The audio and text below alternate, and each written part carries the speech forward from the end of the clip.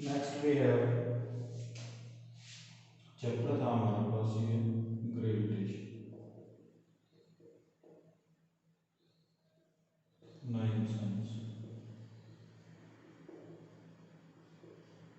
अभी तक जो आपने स्टडी किया था वो स्टडी किया था न्यूटन्स लॉ ऑफ ग्रेविटेशन, या इसी को बोल देते थे universal law of gravitation. Universal law of gravitation आपको क्या बोलता था? Force acting between any two objects is directly proportional to this। वो ये आता था कि अट्रैक्टिव जो फोर्स एक्ट करेगा, force of gravitation, directly proportional है मासेस की, m1 and m2, product of their masses, second inversely proportional to square of distance between them. इन दोनों को कंबाइन करोगे तो कंबाइन करते ही आपके पास रिजल्टेंट आएगा ये m1 m2 by r square. Sign of proportionality को रिप्लेस करोगे, रिप्लेस करके आपके पास आ जाएगा constant, and that constant will be g। वो कांस्टेंट की जो वैल्यू होती थी आपके पास, वो वैल्यू क्या आ जाएगी? g। Here g is gravitational constant.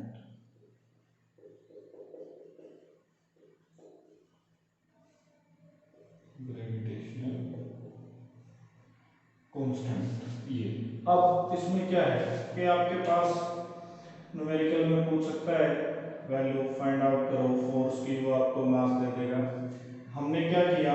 We have two objects m1 and m2, mass दोनों का क्या है? 1 kg। बहुत कम मास लिया है अभी हमने, सीखेंगे यहाँ से। और डिस्टेंस दोनों के बीच की कितनी ली? 1 मीटर। मीन्स ये m1 m2 दोनों के बीच में जो सेंटर होगा वो डिस्टेंस है 1 मीटर। अब ये पता है कि ग्रेविटेशनल फोर्स क्या करेगा? अट्रैक्ट करेगा, तो ये सिंबल आ जाएगा F। जैसे ही आप वैल्यू पुट करते हो 6.67, this is gravitational constant m1 m2 बाय r स्क्वायर, तो आपके पास रिजल्टेंट जो फोर्स आया it comes this 6.67 into 10⁻⁻11 newton. अब ये जो फोर्स है, ये देखो पावर क्या है? नेगेटिव। नेगेटिव मीन्स बहुत कम वैल्यू होगी फोर्स की। इट मीन्स कि अगर ऑब्जेक्ट का मास बहुत कम है, ऑब्जेक्ट का मास कम है, दैट मीन्स ऑब्जेक्ट्स क्या होंगे? Light in weight. So the force between two lighter object is very small, and when force is very small it does not causes any motion। so ये कोई भी मोशन आपको show नहीं करेगा। Means इस universe के अंदर अगर मैं बोलूँ ये दो मार्कर भी अगर हम यहाँ रखें तो एक दूसरे पे फोर्स अप्लाई करेंगे, बट उस फोर्स की वैल्यू बहुत ही कम होगी, इसीलिए it does not show any motion कुछ।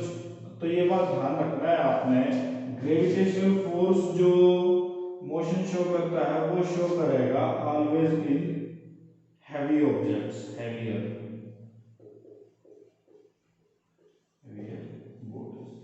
मैसिव बोल सकते हो आप, जिसमें बहुत ज्यादा मास हो, मैसिव ऑब्जेक्ट्स बहुत बड़े, स्पेशली जो हेवनलीज हैं जैसे। तो इसके कुछ एप्लीकेशंस है ग्रेविटेशनल फोर्स की, वो क्या क्या? First, it holds up our solar system. हमारा जो सोलर सिस्टम है जिसमें सन है, अर्थ है, प्लैनेट्स हैं, स्टार्स हैं, उन सभी को टाइटली जिसने हेल्ड किया है, वो होल्ड किसने कर रखा है? ग्रेविटेशनल फोर्स ने। Second, gravitational force of sun and moon. Gravitational force of sun and moon causes tides.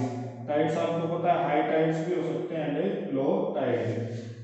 High tides या लो टाइड्स क्या है कि जब moon and sun affect water surface, ठीक है, कि जो आपके पास ओशियंस के अंदर वाटर होगा उसके लेवल को एकदम से ऊपर लेके जाएंगे सन एंड मून का gravitational force, that is high tide. जब वो दूर हो जाएंगे, कम फोर्स अप्लाई होगा, water gets carried down, that is known as low Tide.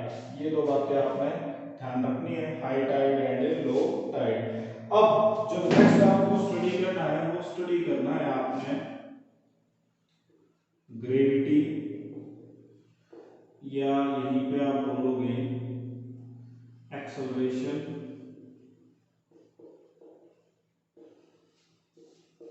Due to gravity. अब कुछ बेसिक चीजें बताओ सबसे पहले तो आपको कि भाई एक्सेलरेशन जो होगा वो आएगा कहां से। We know that F is equal to M force किसके इक्वल होगा हमारा, मास इनटू एक्सेलरेशन। किसके इक्वल होगा, force is equal to mass into acceleration. तो यहां से अगर आप ए फाइंड आउट करना चाहो, ए वो किसके इक्वल होगा, F बाय एम। ए किसके इक्वल आ जाएगा हमारे पास, ए इक्वल आ जाएगा F बाय एम के।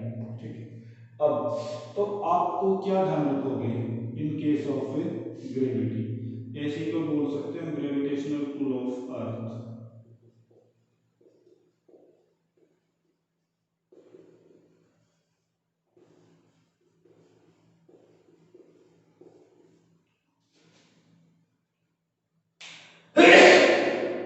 Gravitational pull of earth means जो दो ऑब्जेक्ट्स आपके पास होंगे, एक ये ऑब्जेक्ट है, दूसरा सपोज एक और ऑब्जेक्ट ले लिया ये, तो इन दोनों ऑब्जेक्ट्स के अंदर एक जो आपके पास रहेगा वो एक ऑब्जेक्ट क्या होगा, अर्थ। ये बात ध्यान रखनी है। In case of gravity there will be one object out of these two, m1 और m2 में से एक ऑब्जेक्ट क्या आएगा, अर्थ। वो होगा कैसे, वो इस तरीके से होगा। देखो ये आपने लिया earth, centre of earth O M E, mass of earth, ये आपका radius R E, radius of earth. तो एक और ऑब्जेक्ट ले लो, ये ऑब्जेक्ट ले लिया आपने अर्थ के सरफेस, ये M E है, इसे M O ले लो। M O क्या है, mass of object, mass of object. M E क्या है, मास of earth. R E radius of अर्थ। अब इन दोनों के बीच में जो डिस्टेंस है वो क्या है, r। एक दूसरे को अट्रैक्ट करेंगे, मतलब देखो दोनों के बीच में जो फोर्स लगेगा वो फोर्स क्या लगेगा कि M E इस डायरेक्शन में एक्ट करेगा टुवर्ड्स अर्थ। किस फोर्स से, G। M1 अर्थ के लिए, MO ऑब्जेक्ट के लिए, divide by radius RE square. इसको ले लो इक्वेशन नंबर 1। ठीक है, तो इक्वेशन नंबर आपको फर्स्ट क्या बताएगी, that force acting between these two, earth and an object, GME MO by RE square first। Second, we know that कि कोर फोर्स ये भी तो होता है F is equal to M A, F is equal to M A, M इस पे लगेगा ना मास, सॉरी फोर्स, तो वो फोर्स क्या आएगा आपके पास, M नॉट। क्या प्रोड्यूस होगा, एक्सेलरेशन। तो उस एक्सेलरेशन को हम क्या ले लेंगे अब, A। इक्वेशन नंबर सेकंड, क्या लोगे इसे, इक्वेशन नंबर सेकंड। कंपेयर करो फर्स्ट को एंड सेकंड को।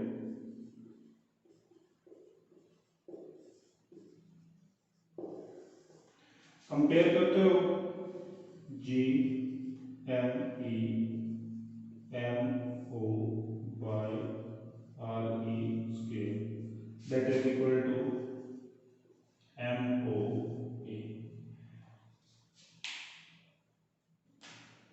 MO से MO कैंसिल, तो एक्सेलरेशन जो बचा अब आपके पास वो क्या होगा, A, that is equal to G M E by R E square. अब चीजों को ये समझना है आपने कि भाई ये एक्सेलरेशन प्रोड्यूस होगा किसके अंदर, प्रोड्यूस होगा इस ऑब्जेक्ट के अंदर, ठीक है। तो ये जो अब आपके पास एक्सेलरेशन प्रोड्यूस होगा, इसी एक्सेलरेशन को हम क्या बोल देंगे, acceleration due to gravitational pull of earth. Acceleration due to gravitational pull of earth and that is known as acceleration due to gravity। यही आपके पास क्या आ जाएगा, acceleration due to gravity। इसी को हम क्या लिख देंगे अब, g। g क्या है आपके पास, acceleration due to gravity। therefore g की जो वैल्यू है वो क्या आएगी, g M E by R E square, acceleration due to gravity. ये बात आपने ध्यान रखनी है। डिफाइन आपसे करवाए, पूछे कि भाई डिफाइन करो एक्सेलरेशन ड्यू टू ग्रेविटी को। अच्छा एक चीज और ध्यान रखो, इसी के अंदर अगर हम वैल्यू फाइंड आउट करें कि भाई कितना फोर्स लगेगा, कितनी ग्रेविटी होगी, तो इसको आप ऐसे भी तो लिख सकते हो, M E mass of earth. Mass of earth आता है आपके पास 6 into 10⁻24 kg। Mass of earth is 6 into 10⁻24 kg। Second क्या फाइंड आउट कर सकते हो आप, इसी में आपको लिखना पड़ेगा रेडियस ऑफ अर्थ। 6 into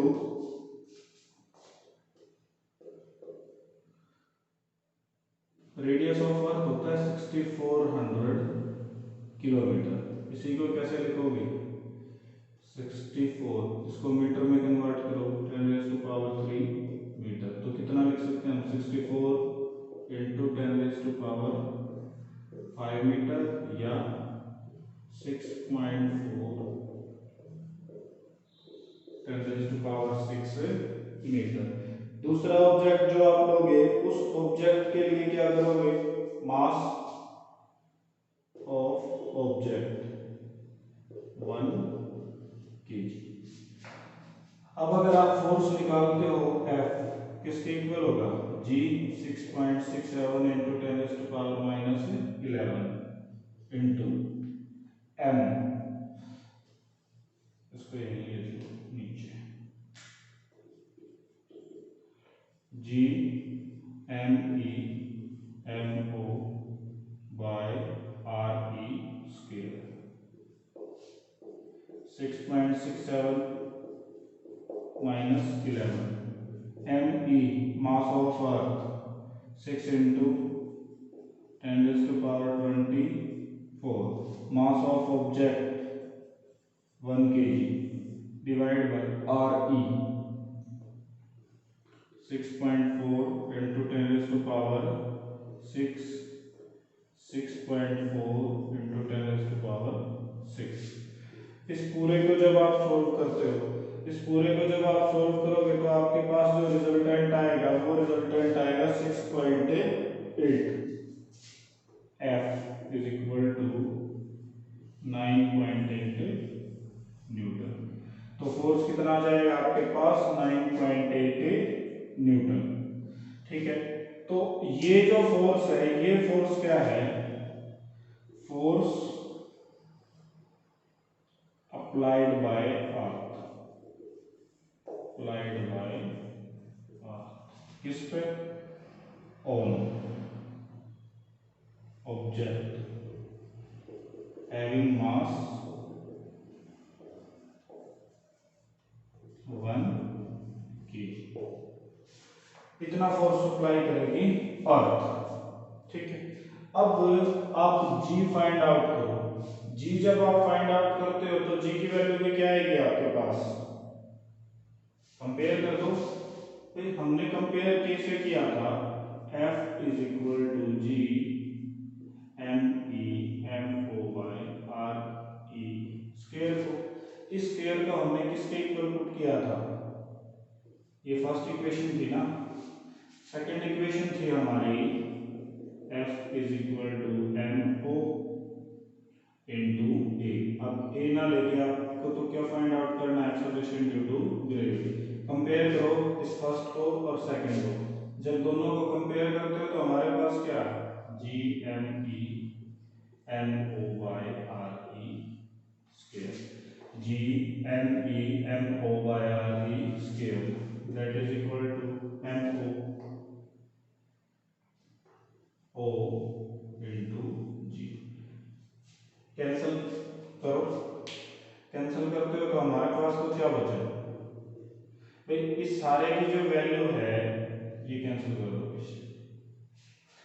ठीक है। आपके पास क्या बचा, G M E by R square. अब इसमें थोड़ा सा ध्यान रखना, हमको तो 1 है, 1 ये कितना था 1 के जी, तो इस सारे की जो वैल्यू है वो कितनी है 9.8, 9.8 दैट इज इक्वल टू जी। तो ये तो एक्सेलरेशन ड्यू टू ग्रेविटी है, ये क्या है आपका एक्सेलरेशन ड्यू टू ग्रेविटी। तो वो एक्सेलरेशन ड्यू टू ग्रेविटी कितना आएगा आपके पास 9.8 मीटर पर सेकंड स्क्वायर, 9.8 मीटर पर सेकंड स्क्वायर। और ये है कहां पे, अर्थ की सरफेस पे, on the surface of earth, at the surface of earth. वो कितना होगा 9.8 मीटर पर सेकंड स्क्वायर। ये बात ध्यान रखनी है आपने, 9.8 मीटर पर सेकंड स्क्वायर। अब यहां से जो आप नई चीजें लेके आओगे, वो नई चीजें आपको दो स्टडी करनी है। फर्स्ट डिफाइन कर लोगे अब आप एक्सेलरेशन ड्यू टू ग्रेविटी को, इसी की हेल्प से आप निकाल सकते हो free falling objects and weight. Free falling object find out करोगे, इसके साथ साथ क्या फाइंड आउट करोगे आप, वेट। तो ये ध्यान रखना है आपसे। अब आपसे पूछे what are free falling objects, या what do you mean by free falling. Free falling क्या है,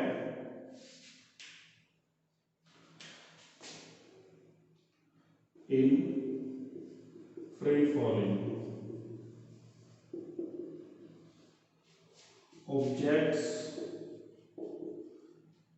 object falls down,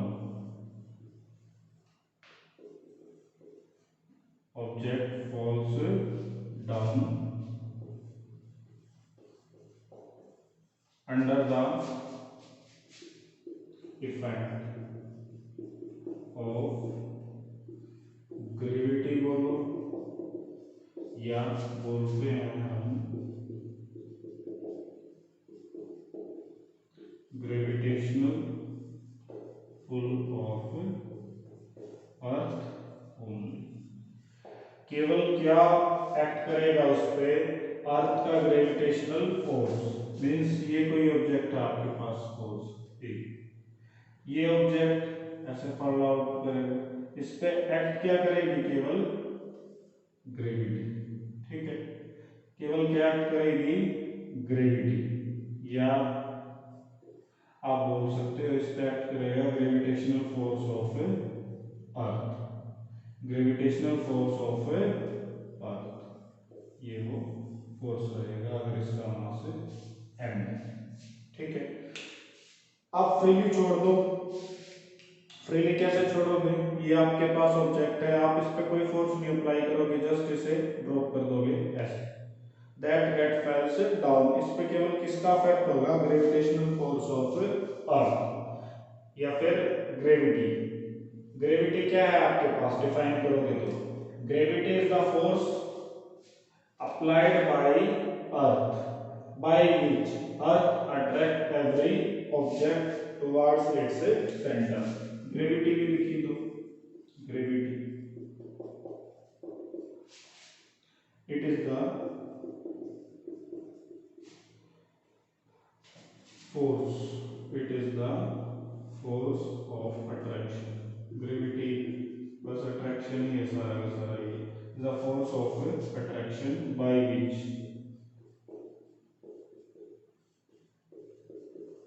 Earth attracts. Earth attracts every object towards its center. Towards its center. That is known as gravity. अब समझो कि दो बातें ही तो हैं.